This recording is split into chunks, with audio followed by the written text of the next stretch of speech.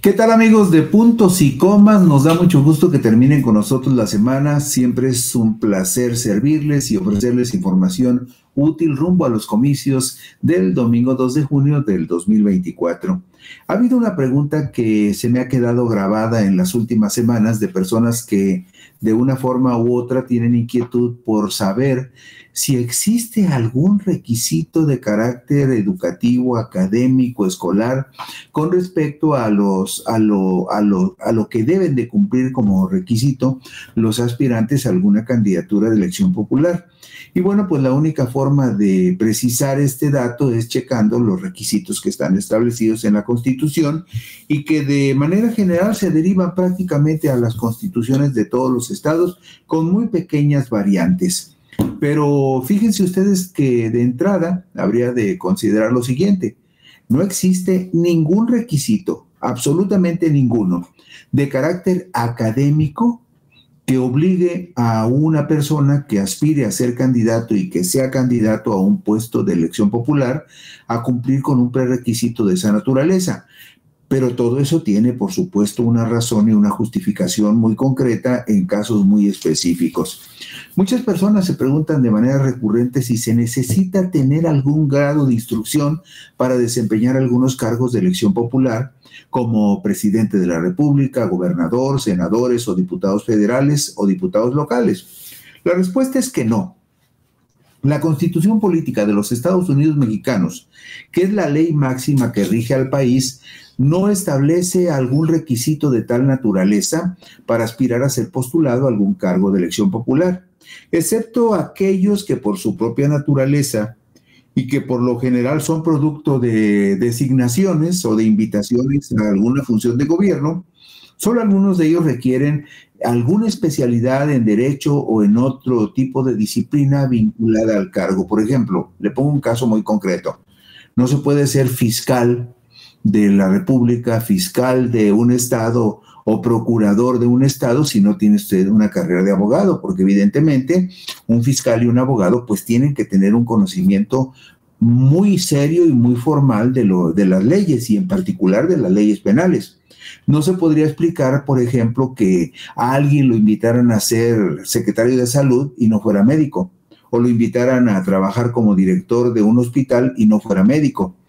Y tampoco se podría explicar, por ejemplo, que a una persona lo invitaran a ser secretario de Hacienda o a trabajar en algún área de Hacienda o del Servicio de Administración Tributaria si no fuera por lo menos economista o contador público. O sea, hay profesiones, hay actividades específicas en el servicio público que requieren una especialización. Pero hablando de los cargos de elección popular, no hay ese requisito y vamos a ver más adelante por qué no existe, qué es lo que establece la Constitución al respecto. Porque resulta, por ejemplo, que si vemos los requisitos que establece la Constitución mexicana para aspirar a ser presidente de la República, tenemos que remitirnos obligadamente al artículo 82, que ustedes están viendo una parte de ese artículo en la pantalla. Para ser presidente se requiere de entrada ser ciudadano mexicano por nacimiento en pleno goce de sus derechos, hijo de padre o madre mexicanos y haber residido en el país al menos durante 20 años. Esta especificación de ser hijo de padre o madre mexicanos es una reforma que no tiene mucho tiempo. De hecho, se especuló mucho en su momento que esa reforma se hizo para que Vicente Fox Quesada pudiera llegar a la presidencia, porque alguno de sus padres no era oriundo de México y entonces el hecho de que sus dos padres no fueran de origen mexicano, no fueran nacidos en México o no tuvieran la nacionalidad mexicana, impedía que pudiera ser candidato. Cuando se hace la reforma y se establece que tiene que ser hijo de padre o madre mexicana, es decir, alguno de los dos tiene que ser oriundo del país, eso zanjó el impedimento para que alguien como Vicente Fox fuera candidato a la presidencia. También en su momento se habló habló mucho del caso de Jesús Reyes Heroles. Jesús Reyes Heroles era el secretario de Gobernación en la administración de José López Portillo. Era un político brillante, muy preparado. Jesús Reyes Heroles era historiador, por ejemplo, escribió una serie de tres libros muy bien documentados que se llama El liberalismo mexicano. Era miembro de número de la Academia de Historia de nuestro país, era profesor en la Universidad Nacional Autónoma de México de altísimo nivel y era un hombre verdaderamente brillante. Fue el padre, digamos, intelectual de la reforma electoral de 1977 que amplió muchísimo los espacios democráticos para la participación de la oposición. Bueno, esta referencia lo hago porque al modificarse el artículo 82 y establecer que para ser presidente se requiere ser ciudadano mexicano por nacimiento en pleno goce de sus derechos, ese candadito que se abrió al poner esta disposición que basta con ser hijo de padre o de madre mexicanos y haber residido en el país al menos durante 20 años, abrió la posibilidad de que algunos políticos mexicanos que no son de padre y madre oriundos del país, que alguno de los dos puede tener la nacionalidad de otro país, abre espacios para que ellos puedan aspirar a la presidencia de la República. Bueno, esa es una condición, ser ciudadano mexicano por nacimiento en pleno goce de sus derechos, hijo de padre o madre mexicanos y haber residido en el país al menos durante 20 años. Esa es una primera condición para aspirar a ser candidato presidencial. Otra condición obligada es tener 35 años cumplidos el día de los comicios. Es decir, si alguno de los candidatos, que todavía no ocurre, ni ha ocurrido en este momento, tuviese, digamos, 35 años cumplidos y quisiera ser candidato presidencial, se podría inscribir y llegar con 35 años cumplidos al día de la elección, el domingo 2 de junio del 2024, pero si cumpliera los 35 años una hora después del 2 de junio, pues no estaría calificado para ser presidente, no cumpliría el requisito, para ser candidato a la presidencia de la República. Además, otro requisito es haber residido en el país durante todo el año anterior al día de la elección. La ausencia del país hasta por 30 días no interrumpe la residencia de alguien que aspire a ser candidato presidencial. Otros requisitos en la diapositiva número 3, otros requisitos para aspirar a la presidencia de la República son los siguientes: no pertenecer al estado eclesiástico ni ser ministro de algún culto. Aquí habría que poner mucha atención por lo siguiente, porque focalizamos la mayoría de las veces nuestra idea con respecto a los sacerdotes católicos o a los obispos católicos o a los cardenales católicos, pero perdemos de vista que hay otras iglesias en donde también hay, digamos, ministros de culto que no son necesariamente los sacerdotes católicos y que habría que poner mucho cuidado con ellos para que no se involucren de más en los asuntos públicos electorales. Y hablo de cualquier iglesia que a usted se le ocurra, la que se le venga a la mente, además de la católica. ¿Por qué? Pues porque incluso en el Senado de la República han organizado eventos para, de alguna manera, homenajear a ministros o a representantes de otras iglesias que no son la católica. Entonces, hay incluso en algún momento, y eso habría que revisarlo con mucho cuidado, personas muy vinculadas a las dirigencias de algunas iglesias, pondría por ejemplo el caso de la Luz del Mundo. Hay varios diputados o senadores pertenecientes a la Luz del Mundo que están muy vinculados a las cúpulas de esa iglesia. Entonces, esta disposición que establece el artículo 82, donde dice que quienes aspiren a la presidencia de la República no deben pertenecer al estado eclesiástico ni ser ministro de algún culto, tendría que revisarse cuidadosamente en el caso también de otras iglesias que no son necesariamente la católica. No estar en el servicio activo en caso de pertenecer al ejército 6 meses antes del día de la elección. Es otra objeción que se le pone a quien aspire a la candidatura presidencial. No ser secretario o subsecretario de Estado, fiscal general de la República, ni titular del Poder Ejecutivo de alguna entidad federativa, como los gobernadores, por ejemplo, a menos que se separen de su puesto 6 meses antes del día de la elección. Ustedes recordarán el caso más reciente, el caso de Samuel Alejandro García Sepúlveda, el gobernador emesista de Nuevo León, que tenía que retirarse, que pedir licencia de su cargo, por lo menos a partir del 2 de diciembre, para estar en posibilidades de ser registrado y considerado candidato a la presidencia de la República, es decir, separarse de su cargo 6 meses antes del día de la elección. Y otro requisito que se le pone a quienes aspiren a ser candidato presidencial es no estar comprendido en alguna de las causas de incapacidad establecidas en el artículo 83.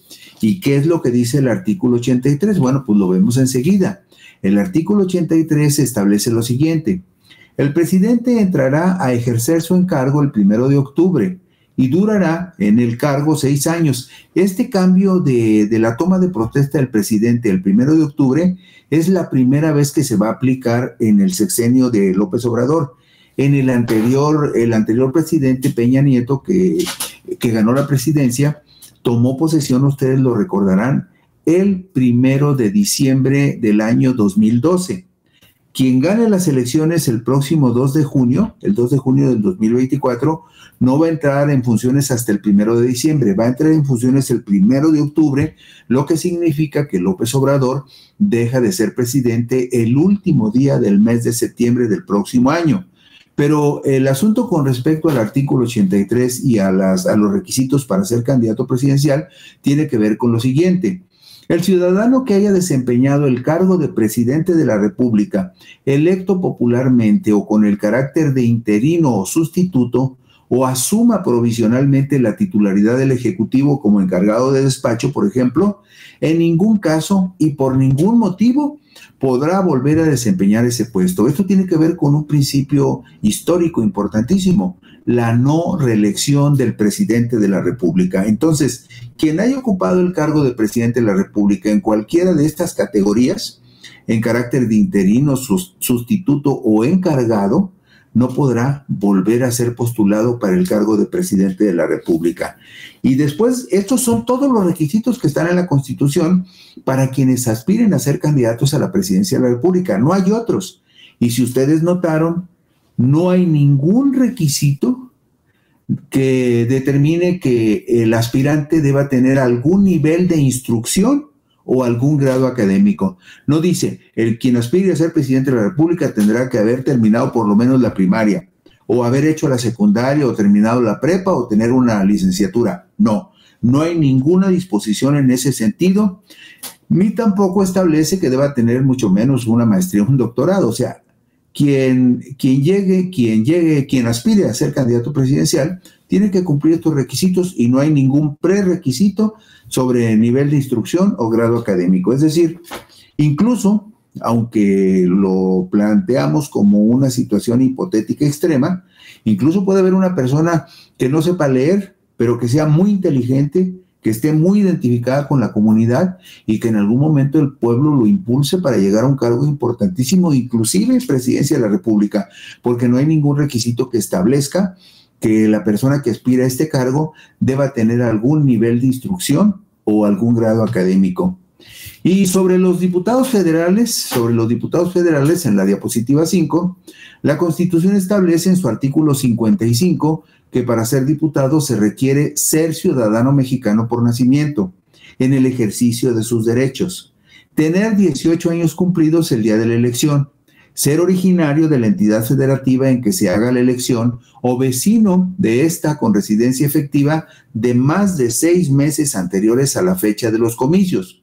Para figurar en las listas de las circunscripciones electorales plurinominales como candidato a diputado, se requiere ser originario de alguna de las entidades federativas que comprenda la circunscripción en la que se realice la elección plurinominal o vecino de ella con residencia efectiva de más de 6 meses anteriores. ¿A qué se refiere este asunto de las circunscripciones? Ustedes ven en la pantalla una tabla donde dice, por ejemplo, mayoría relativa, tantos diputados. Y luego ven ustedes 5 columnas que dicen primera, segunda, tercera, cuarta y quinta. Se refiere a las regiones o circunscripciones electorales del país. En cada una de esas 5 regiones se reparten 40 diputados de representación proporcional entre los 7 partidos que usted ve a la izquierda, con base en el presupuesto que cada partido obtiene. De acuerdo con el porcentaje que cada partido obtiene, es el número de diputados de representación proporcional que les tocan en cada una de estas regiones. Y así nada más para poner un ejemplo, ¿no? Por ejemplo, la Constitución 1 incluye estados, por ejemplo, como Jalisco, Baja California Sur, Sinaloa. Es toda una región. La votación total de esa región, la votación que obtengan en esa región los partidos políticos, pues es la votación que en su momento se va a dividir entre 40 y de acuerdo con los porcentajes que cada quien tenga se reparten esos 40 diputados. Pero ¿qué otros requisitos se piden para quien aspira a ser diputado federal? Bueno, en la diapositiva número 6 vemos que además para ser diputado federal también es condición no estar en el servicio activo en el Ejército Federal ni tener mando en la policía o gendarmería rural en el distrito donde se haga la elección, cuando menos 90 días antes de los comicios, es decir, 90 días antes de la fecha del 2 de junio, si una persona está activa en el ejército, se tiene que dar de baja para que pueda ser candidato. No ser titular de alguno de los organismos a los que esta Constitución otorga autonomía, ni ser secretario o subsecretario de Estado, ni titular de alguno de los organismos descentralizados o desconcentrados de la Administración Pública Federal, a menos que se separen definitivamente de sus funciones 90 días antes de la elección. Por ejemplo, si alguien es titular del Instituto de Transparencia, o titular del Tribunal Electoral, o titular de, la Comisión de Derechos Humanos, no pueden ser candidatos excepto que se separen de sus cargos 90 días antes de la fecha de la elección. Cuando estamos hablando de los requisitos para ser candidato a diputado federal. Y otra restricción para quienes aspiran a ser diputados la vemos en la diapositiva número 7, porque otra disposición es que quienes aspiren a ser candidatos a diputados federales no pueden ser ministros de la Suprema Corte del Poder Judicial de la Federación, no pueden ser consejeros o consejero presidente o consejero electoral en los institutos locales o distritales del Instituto Nacional Electoral. No pueden ser secretario ejecutivo, director ejecutivo o personal profesional directivo del propio instituto electoral, salvo que se hubieran separado de su encargo de manera definitiva, escuche usted, 3 años antes de la elección. O sea, aquí el plazo es mucho más largo que en los requisitos anteriores. ¿Quiénes tampoco pueden ser candidatos a diputados federales? Pues los gobernadores de los estados, el jefe de gobierno de la Ciudad de México, no podrán ser electos en las entidades de sus respectivas jurisdicciones, es decir, ahí donde ellos gobiernen, no pueden ser postulados para diputados federales durante el periodo de su encargo, aún en el supuesto de que se separen definitivamente de sus puestos. Ellos no pueden ser postulados, los gobernadores o el jefe de gobierno no pueden ser postulados a diputados federales en el estado que ellos estén gobernando. Y además los secretarios de gobierno de las entidades federativas, los magistrados y jueces federales y locales, así como los presidentes municipales y alcaldes, en el caso de la Ciudad de México, no podrán ser electos diputados federales en las entidades de sus respectivas jurisdicciones si no se separan definitivamente de sus cargos 90 días antes de la elección. Y fíjese, sobre los diputados federales también la Constitución establece en su artículo 55 que se requiere, por supuesto, ser ciudadano, pero aquí hay un error. En realidad aquí, en este caso, nos estamos refiriendo ya, sí, estos son los requisitos que acabamos de ver ya con respecto a los diputados, pero por su parte, en la diapositiva número 10, vemos que el artículo 58 de la Constitución Política de los Estados Unidos Mexicanos señala que para ser senador de la República se requieren los mismos requisitos que para ser diputado. O sea, todo lo que le acabamos de leer como requisitos para los diputados aplican estrictamente también para quienes quieren ser candidatos a senadores. La única diferencia es que el requisito para ser diputado federal son 18 años mínimo, 18 años el día de la elección, y para los senadores la edad mínima el día de la elección son 25 años. Pero lo que hay que hacer notar en los dos casos, que tanto para diputados como para senadores, no existe ningún condicionante vinculado al nivel de instrucción o al nivel de grado académico. Y la explicación en el caso de los diputados es muy simple. Los diputados son la más genuina representación de la voluntad popular. Es decir, en el caso de los diputados, por ejemplo, tienen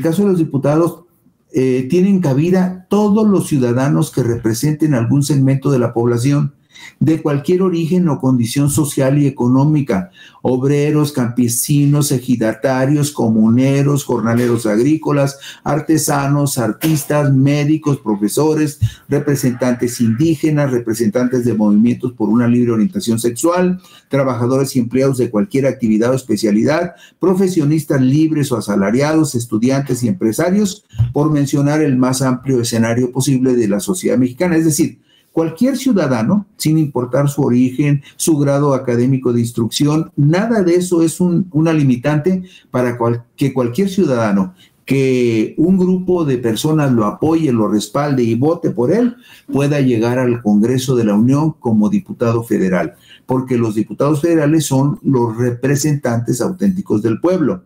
Y en el caso de los senadores de la República representan a las entidades federativas en el Pacto de la Unión. Usted sabe que somos una república donde 32 entidades pactan unirse en una república. Por eso nos llamamos Estados Unidos Mexicanos, porque somos 32 Estados Unidos en una república, en una federación, y los senadores representan a los estados de la república. Por eso había solamente 2 senadores por cada estado de la República. Después incorporaron un senador de primera minoría y los senadores aumentaron a 3 por entidad federativa. Nada más que en la reforma más reciente que se hizo con respecto a los senadores, reforma se agregó, además de los 2 diputados de mayoría, además de los 2 senadores de mayoría, se agregó un senador de primera minoría, y hasta ahí iba muy bien el asunto porque eran 3 senadores por entidad federativa. Pero cuando crean la lista de 32 senadores de la lista nacional, que es una lista donde se ponen 32 nombres a conveniencia de los dirigentes de los partidos, y de esa lista, sin importar de qué estado sean las personas, se eligen los que correspondan a cada partido de acuerdo con el porcentaje de votación que hayan obtenido en los comicios. Esos senadores no representan a nadie, porque distorsionan el principio de que los senadores representan a las entidades federativas y que la representación de los senadores debe de ser equitativa, igual, proporcional para todos los estados, sin importar si hay estados grandes y hay estados pequeños. Por eso, esa lista nacional de 32 senadores es una distorsión del principio constitucional original de que todos los estados deberían de tener la misma representación. Y cierro con un caso. Por ejemplo, el Estado de México tiene más de 16 millones de habitantes y el Estado tiene 731,000 habitantes. Pero el principio constitucional de que los estados deben estar paritariamente representados en el Pacto Federal permitía que el Estado de México tuviera 2 senadores y que Colima tuviera 2 senadores también. Pero ese principio de paridad se rompió por las ambiciones desmesuradas de los partidos políticos que, para tener más espacios para darle chamba a sus consentidos, crearon esa distorsión constitucional de los senadores de representación proporcional. Y con esto cerramos hoy puntos y comas. El próximo lunes por aquí nos encontraremos. Gracias por su atención.